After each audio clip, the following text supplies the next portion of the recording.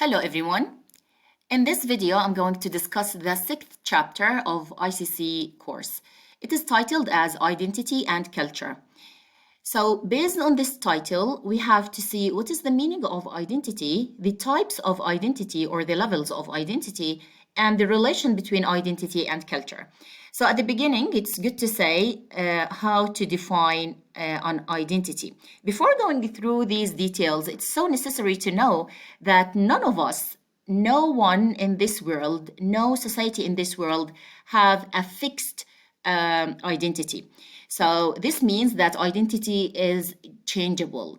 So it can be changed a time from time and a year from year. So it is not fixed at all.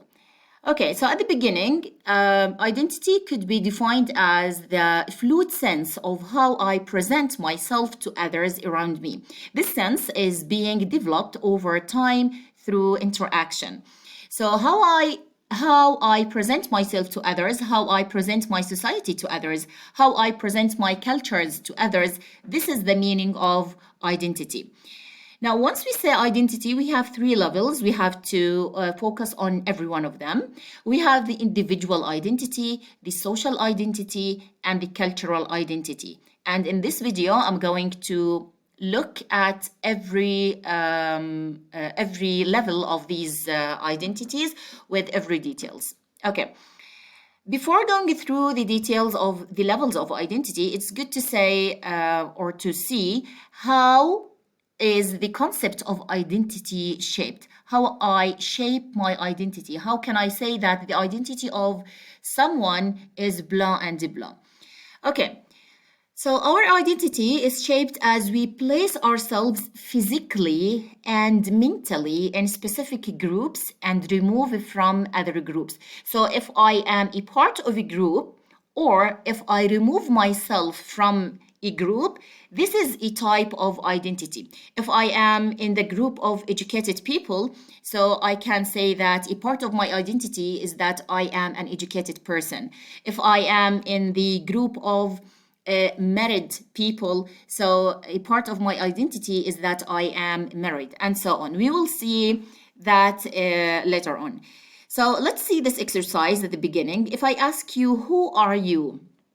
So I need you to complete these sentences by using different words about yourselves. So if I ask you, who are you? So what is your answer? So you have to answer something like 20. You have to come up with 20 answers. So you have to say, for example, I am a student. I am a female, for example. I am Jordanian. I am tall. I am fat. I am something like that. So you have to come up with many adjectives or many different words that present yourself. Okay, now by the end, after completing these 20 questions, we have to analyze these responses. So we have to say that we have physical characteristics, we have social, or let's say membership and socially defined, we have emotional characteristics, we have personal behaviors, and we have some general terms. Let's go ahead. Now, if my answer is something regarding my physical appearance, something like my weight, my length, my eyes, my skin, my hair, so these types of responses will represent me physically. So this includes descriptions about your body, like hair, eyes, weight, and skin, and so on. Okay. Group membership and socially defined. This includes your job, nationality, religion, marital status, if you are a student or not. So if your answer here was something like I am Jordanian, so you are a group of the Jordanian society. Or if you say I am a student, so you are a group of students at a university, for example, or at school. If you say I am an employee in that company or in this company, I am single, or I am married, or I am divorced. So you are with a group of married people or divorced people. You are a group of Muslim people or Christian people. You are a group of those employees. you are a group of Jordanians or Egyptians, and so here you are actually classifying yourself with group membership or socially defined. So social, let's say social characteristics or group membership. The other analysis for these responses is something emotional makeup. This includes your spiritual features, like when you say, I am friendly, I am shy, I am generous, I am jealous, for example. So you are saying something about your emotions. If you are feeling, or if you feel happy, sad, angry, jealous, and so on. Okay, personal behaviors. This includes hobbies, something about your personality. So if you say, for example, I am a fan of classical music, so it means that you are saying something personal about your hobbies. I am a footballer, for example. I am a player at tennis team, for example, or I am a tennis player. I am interested in internet. I am, for example, a fan of TV show, one of the TV shows. I am a big fan of, for example, Instagram, and so on. So here, actually, you are saying something about your hobbies. This is the point. You are saying something about your hobbies, your interests, and so on. Okay, we have some general terms that are not physical, that are not emotional, not social, and not personal behavior. Something like when we say general features about yourself. Like, for example, I am a God creator. I am human. Okay, this is very general to describe yourself. I am a part of the Jordanian society. You don't say I am Jordanian. You are a part of the Jordanian society. So it's not necessary to be a Jordanian. You may be something else, some other nationalities. Okay, so sometimes you say, for example, I am, for example, I am a citizen in the Arab world. This is very general to describe yourself. Okay, so once you are this shaping your identity, so you may classify these characteristics based on physical appearance or physical characteristics, sometimes social characteristics or emotional characteristics or personal behavior, and sometimes with some general terms. Now, if you are asked, who are you? What is your reply? Now, your reply will represent your identity. The answer to this question will depend on who asks you.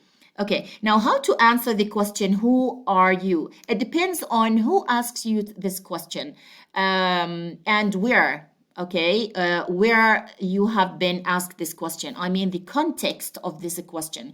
So sometimes if you are in an interview, a job interview, and you are asked, who are you? So you are going to say, for example, your name, something about your qualifications, something about your experience, and so on. If you are asked at the university by some students, who are you? So you are going to say your name and your major and your faculty, for example. If you are asked in the market, who are you? You are saying maybe just your name. If you are asked by your neighbor, your new neighbor, so you are going to represent yourself by saying the place where you live in this building. So who asks you this question, and the place or the context of this question will decide your answer to this question, who are you? I mean, the information that you are going to represent. Now, your answer will shape your identity. So the one who asks you this question will say that, okay, that person is, for example, Muslim, he is Jordanian, he is well qualified, he is a good neighbor, he is a good student, and so on. Okay, now let's go ahead with the levels of identity as I've mentioned before. So we have 3 levels for identity. We have the individual, this is the first one, and then we have the social identity, and by the end we have cultural identity. We're going through these levels as if we have a pyramid. So at the beginning, we have to look at the individual identity. An individual identity, it is the personal identity that is shaped and influenced by many outside factors. like if I am representing my age, gender, religion, educational level, work experience, biological factors, political groups. This means what makes us unique as individuals, certain family, religion, political group, culture. This concept is similar to the idea of fingerprint. Now, every one of us, every one of human beings have a specific fingerprint.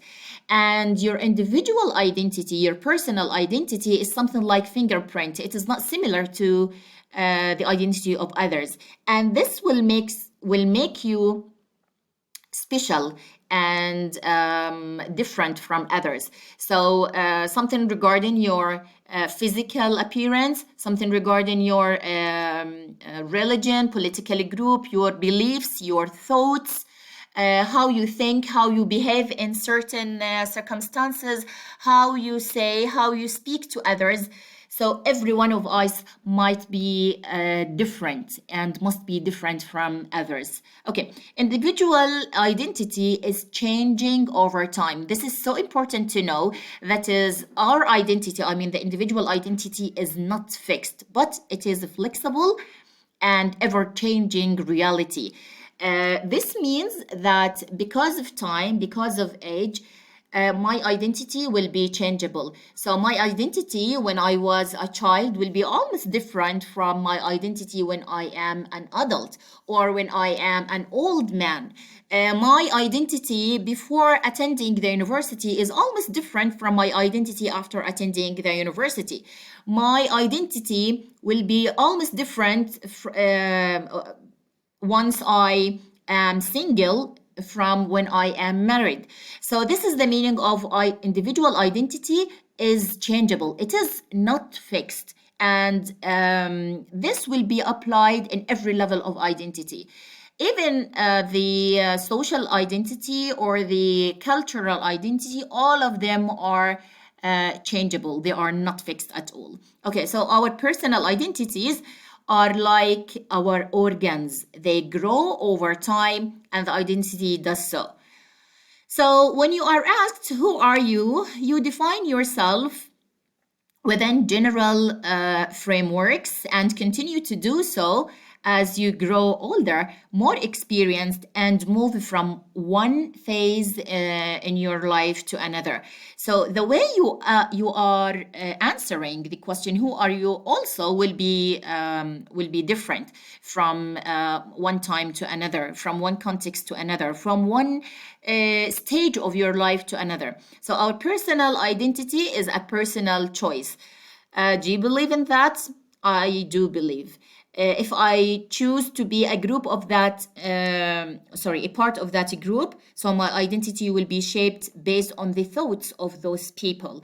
If I decide to be polite, if I decide to be with the positive row, if I decide to be a good person, so this is my choice.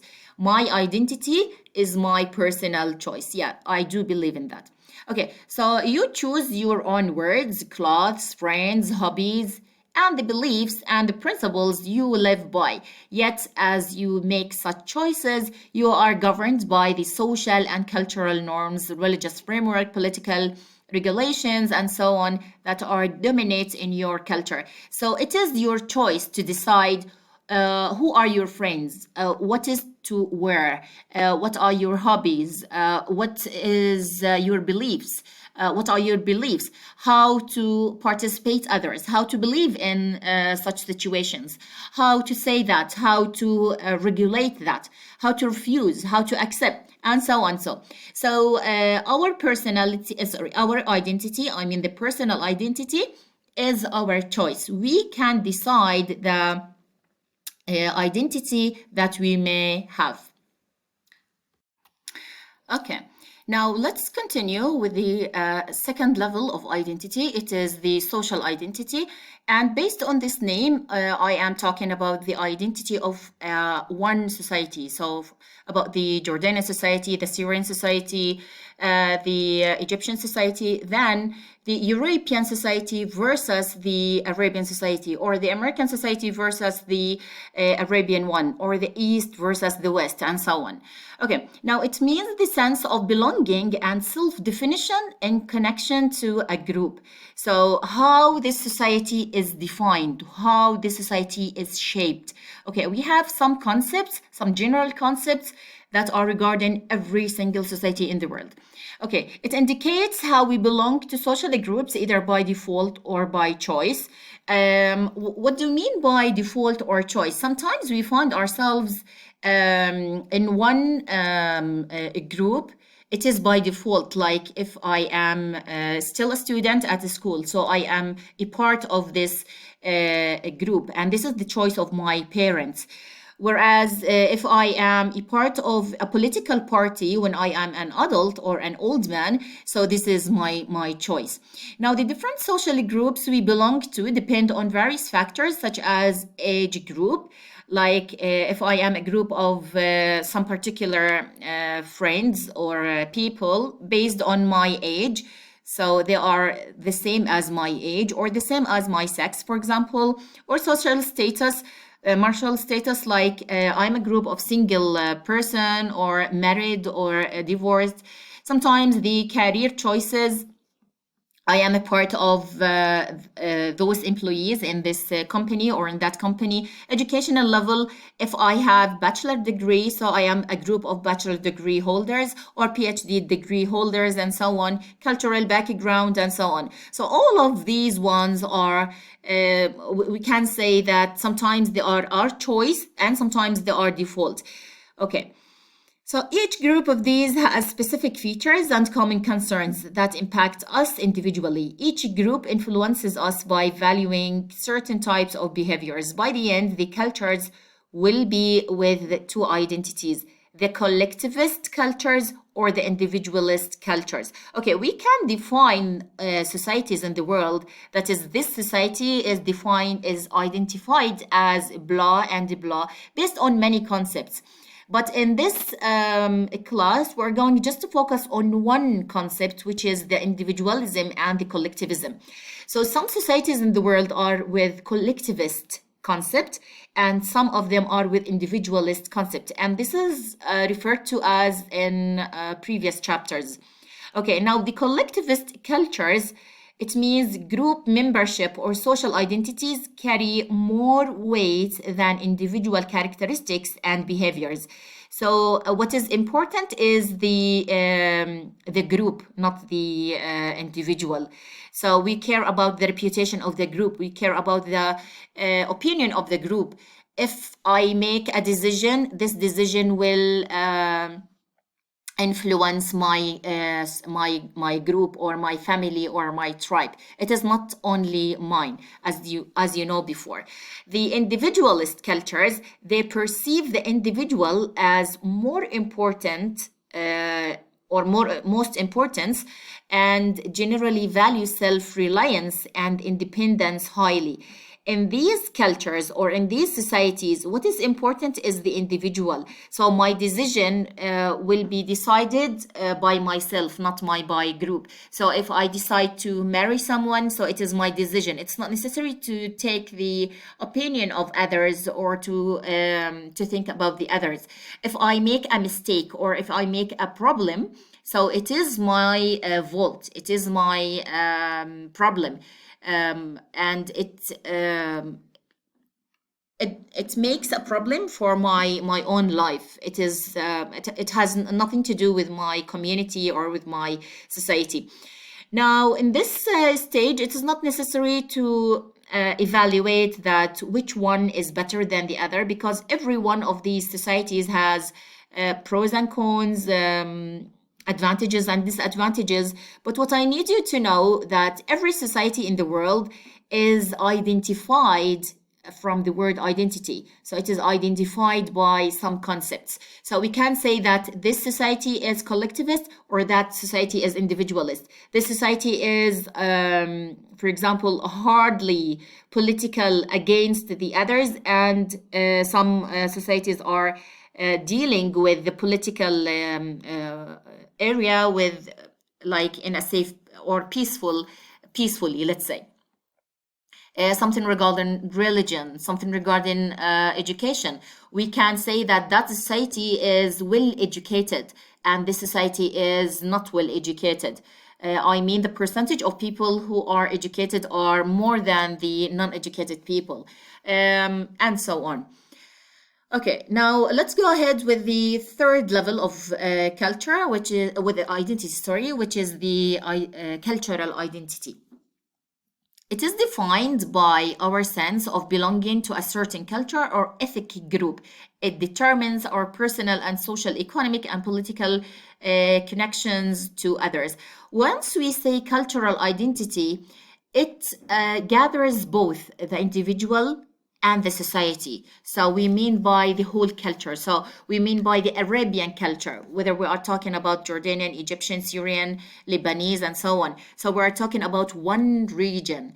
So we say the European culture identity, the American culture identity, the Arabian, the South African, the North African. So we're talking about one region as all. Okay, for example, being an Arab differs from being an American because the Arab cultures are different from the American one. Here we have to look at some categories that shape each culture. Is it with a low power distance, for example, or high power distance? Is it with high masculinity or low masculinity? What is about the females, or what about the feminists? So we have to think in this way. What identifies this culture and makes it different from that culture? Okay, we have to look at this one.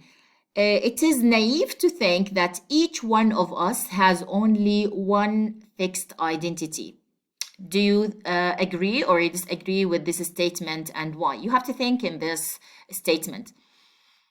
Okay, each person, now I will answer this one here. Each person has more than one identity, and this is a fact actually. As I've mentioned before, our identity is not fixed, but it is changeable. And changeable means that my identity will change over time. So I can get a part of the ancient identity and a part of the new identity. So every person has more than one identity. It is a combination of our individual, social, and cultural identities. And this identity changes once our circumstances change. So the circumstances change, the age changes, the position you are in will be changed, so that the identity will be also changed. Suppose that a student, an Arabian man who lives in one Arabian country, suppose that he is in Jordan, so he is going to leave to France. Now we have to think about this area. Once he leaves from this stage to that stage. At the beginning, he will have the Arabian culture with all its concepts, with all its categories. Now, once he moves to France here, he will face a new culture, new identities, new concepts, new categories. So what will happen to this person? Actually, what will happen is that he will be here in the middle. So he will keep some of his Arabian identities and he will acquire some new French identities or concepts. By the end, he will be a mixture between both of them. And actually, he will not be able to be pure Arabian man in France, and he will not be a pure French identity holder with Arabian nationality or with Arabian identity. Okay, so he will be a mixture. He will not be able to forget the whole concepts and categories he has here, I mean, from his original identity, and he will not be able to be a pure French one or to be inside the French identity 100%. Okay, let's see what you have here. Okay, we have this will be said in liminality is with the three phases. These are the phases that I have discussed here with the Arabian man who leaves to France. So we have at the beginning separation, transition, and reincorporation. Okay, now separation, in this stage, the individual is put at the beginning of the third space as he starts to separate himself from his original society. Separation, it is here. It is the beginning at the beginning. So he leaves from Jordan, for example, to France. So once he goes to France, once he arrives in France, he will feel that I can't separate myself from my Arabian culture or from my Arabian identity, even if he thinks that he will be able to do that, but it will be hard and difficult for him to do that. Transition, it is this level, it is in between. Once he is trying to leave his Arabian culture and go to the new culture. So let's go ahead to see what will happen. Transition, in this stage, the individual takes the real shift as he finds himself in between. In between of what? In between of two or more cultures or races, facing a number of challenges and experience feelings of confusion, since he does not totally belong to the society that he was previously a part of, and yet can't totally assimilate into the new society in which he finds himself. Actually, he will find himself in this stage that he is, as I've told you before, he is not a pure Arabian and he is not pure France. He is in between in this stage. He has some from Arabian culture and some from French culture. Okay, reincorporation, in this stage, the individual feels more as ease as he gets used to his new society. He starts to be somehow independent. So I am in France. Okay, I can hold the French, let's say French categories, French concepts.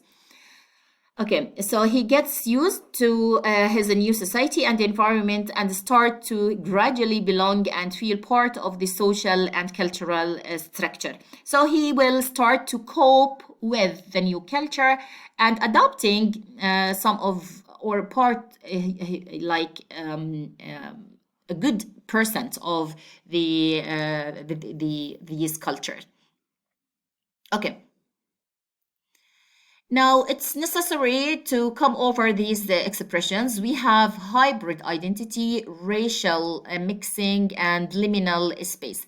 At the beginning, we will see what is the meaning of hybrid identity. It is a kind of what is discussed here, actually, okay, about this person. So he has Arabian culture and French culture. So we can say it is hybrid. It has two sides. So it indicates the idea of mixing more than one culture due to procreation among different races, ethnicness, and cultures. It happens. It's not necessary for a man to happen if he travels to one country or to a new country. Sometimes it happens if you are within the same country. That is, you were with a political group and you leave to another political group. You were with a religious group and you leave to another religious group. So you will not be pure with this and not pure with that.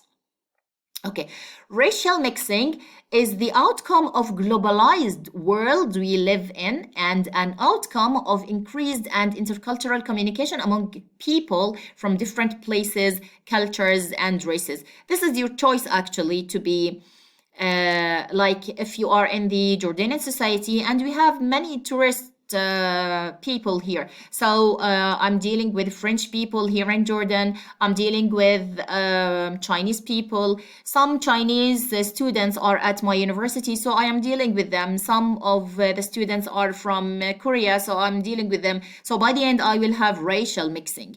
I can behave with them. And get some or acquire some of their cultures and give them some of my cultures and so. Okay, now the liminal space, it is defined as a place where a person is in between two realities. So the person is not clearly belonging to either one. This person requires mobility as one keeps moving back and forth between cultures, negotiating between both. Actually, this can be happen either by traveling or if you are still in one society. So it could happen because again you are in between. You can't decide yourself, I am with this part or am I with that part. I can't really decide. Okay, to think about hybrid identity and racial mixing as inferior originates from a supremacistic ideology that believes in the purity of a specific race and its superiority.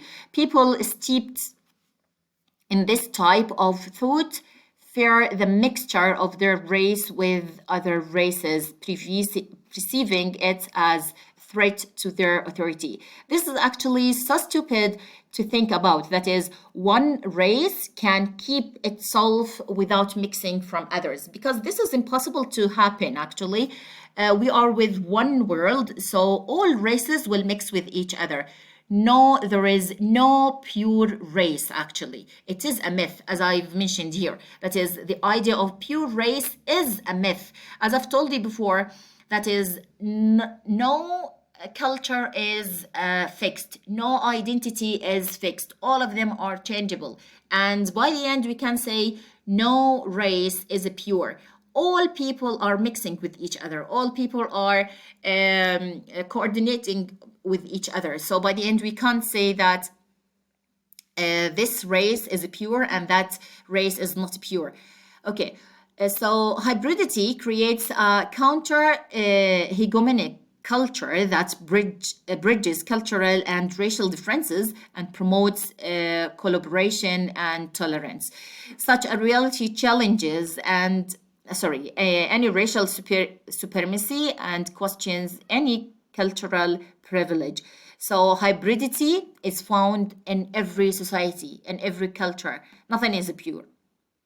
Hybridity is a source of strength to face oppression. Now, what is the meaning of oppression and what is the meaning of hybridity? We have to discuss that. When we believe that one race is not superior, okay, or superior to another, so racial mixing will be a source of strength. This will make the society strong because we don't have something called in Arabic النعرات. Okay, نعرات إقليمية أو نعرات قبلية أو النعرات الدينية. So we will not have something like that. So hybridity is a source of strength to force oppression. Yeah.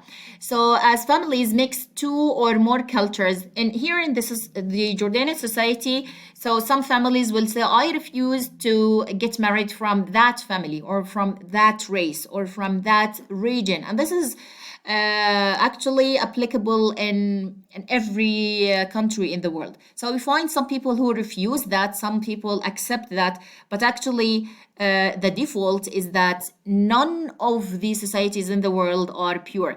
Difference is healthy actually, and hybrid identity is no better or no worse than any other identity. It is a different identity that adds to a variety of a human race to which we all belong. This is actually healthy for all societies and for all human beings to communicate with each others and to cooperate with each others. Okay, so by the end, we can say that every single person has his own identity, and this identity is changeable over time. Every single society has his own identity, and it is changeable over time. Every culture of a region has its own identity. Again, it is changeable. None of the societies are with a pure race. None of the societies are with pure cultures.